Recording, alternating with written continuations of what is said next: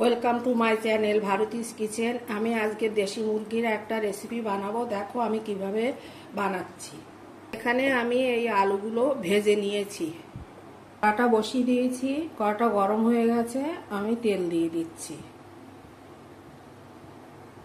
Half চামচ মতো হিং দিয়ে দিচ্ছি, গোটা গরম মশলা দিয়ে দিচ্ছি, তেজপাতাটা দিয়ে দিচ্ছি, একটু নেড়ে নিচ্ছি।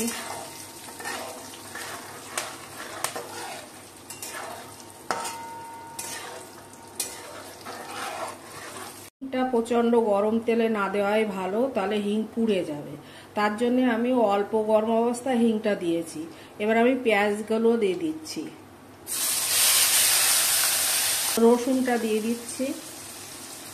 এখানে আমি কসুরি মেথিটা নিয়েছি, কসুরি মেথিটা একটু হাতে ডলে দিচ্ছি।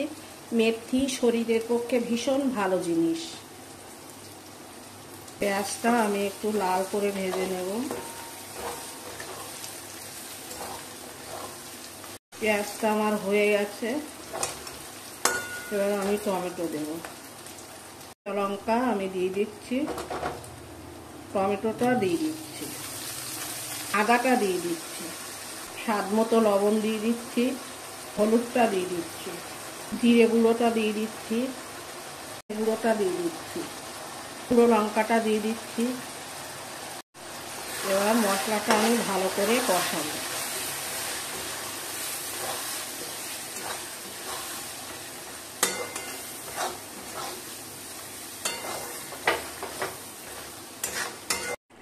মশলাটা আমি ভালো করে কষাবো, অল্প আছেই। আমি মশলাটা আমার কষানো হয়ে গেছে। দেখো এর থেকে তেল ছেড়েছে। আমি মাংসটা দিয়ে দিচ্ছি,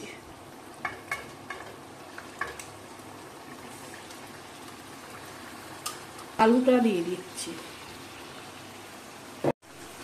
এবার মাংসটা ভালোভাবে আমি কষাবো।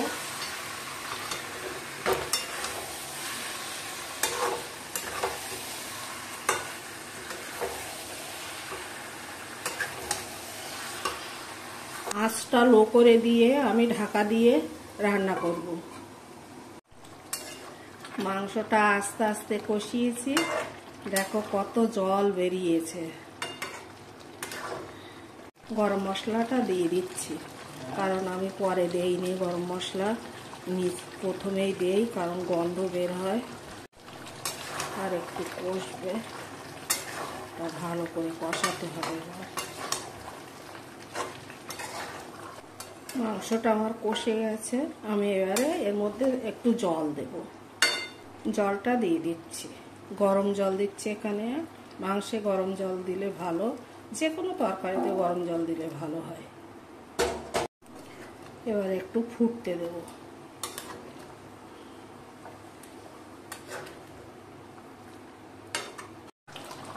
রান্নাটা আমার কমপ্লিট, আমি নামিয়ে নিচ্ছি।